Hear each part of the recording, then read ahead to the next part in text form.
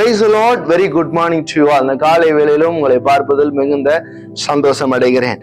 குறிப்பாக இந்த சங்கீதம் 7 இந்த பகுதியிலிருந்து ஆண்டவர் நம்மிடத்திலே பேச இருக்கிற காரியத்தை ஆண்டவர் நம்மோடு பேசுவாராக. வசனம் 1 முதல் 5 வரை பார்க்கும் பொழுது இந்த அதிகாரத்தை முழுவதுமாய் நாம் தியானிக்க போகிறோம். ஆதலால் நன்கு கவனியுங்கள். இந்த அதிகாரத்தை நம்முடைய மனதிலே பதித்துக் கொள்வதற்கு இது ஒரு நல்ல வாய்ப்பாக ஆண்டவர் நமக்கு கொடுத்திருக்கிறார். நான் போன வீடியோல சொல்லும் பொழுது மேல இருக்கிற தலைப்பு, சங்கீதத்தின் தலைப்பை நான் வாசித்தேன், அதற்குரிய அர்த்தத்தை சொன்னேன். ஆண்டவர் அதோடு அதிலிருந்து நம்மிடத்தில் பேசினார். அதற்காக ஆண்டவருடைய நாமத்திற்கு மகிமை உண்டாவதாக. இன்றைக்கும் கூட வசனம் 1 முதல் 5 வரை தாவீது இங்க என்ன சொல்லுகிறார் என்று நாம் பார்ப்போம். சங்கீதம் 6 அந்த இதற்கு முன்பதாக இருக்கக்கூடிய சங்கீதத்தை பார்க்கும் பொழுது தாவீது மிகுந்த கலக்கத்துடன் எழுதுகிறதை பாடுகிறதை நாம் பார்க்க முடியும். ஆனால் இந்த சங்கீதம் 7ல மிகவும் தைரியமாக விசுவாசத்தோடு எழுதுகிறார். என்ன கலங்கினாலும் புலம்புனாலும் சரி, தைரியமாக விசுவாசத்தோடு எழுதுகிறதை நாம் பார்க்க முடிகிறது.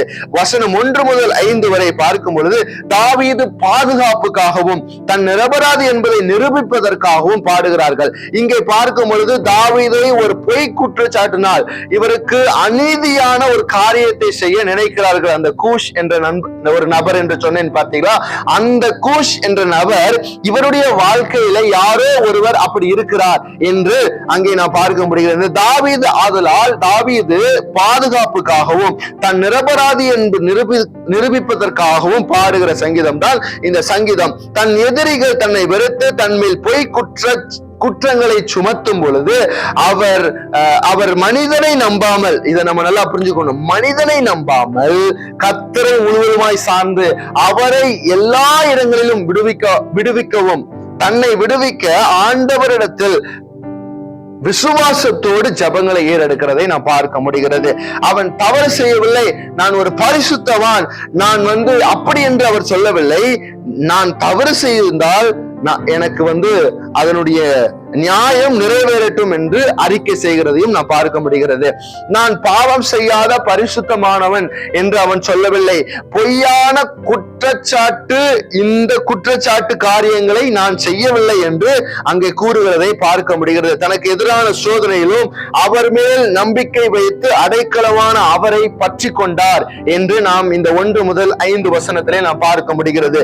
இன்றைக்கு ஒருவேளை நமக்கு எதிராக பொய்யான குற்றச்சாட்டு அல்லது நாம் செய்யாத காரியங்களை நாம் செய்தோம் என்று சொல்வார்கள். ஆனால் அப்படிப்பட்ட நபர்கள், அப்படிப்பட்ட கூஷ் என்ற நபர்கள் நம் மத்தியில் இருப்பார்கள். ஆனால் நாம் அவர்களிடத்தில் போக வேண்டிய அவசியம் அல்ல, அல்லது மனிதர்களிடத்தில் போக வேண்டிய அவசியமும் அல்ல.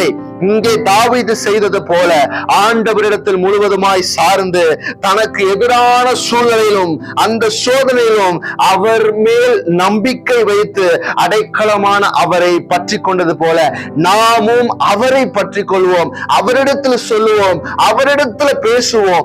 ஆண்டவர் இந்த காரியத்திலிருந்து உங்களுக்கு நீதியை செய்வதற்கு போதுமானவராய் இருக்கிறார். ஆமென், ஹல்லேலூயா. ஆண்டவர் இந்த காலை வேளையிலே உங்களை பார்த்து சொல்லுகிறார், நீங்கள் மனிதரிடத்தில் போக வேண்டாம், மாறாக தேவனிடத்தில் வாருங்கள், அவர் உங்களுக்கு நீதியை சரி கட்டுவார். Thank you. God bless you all.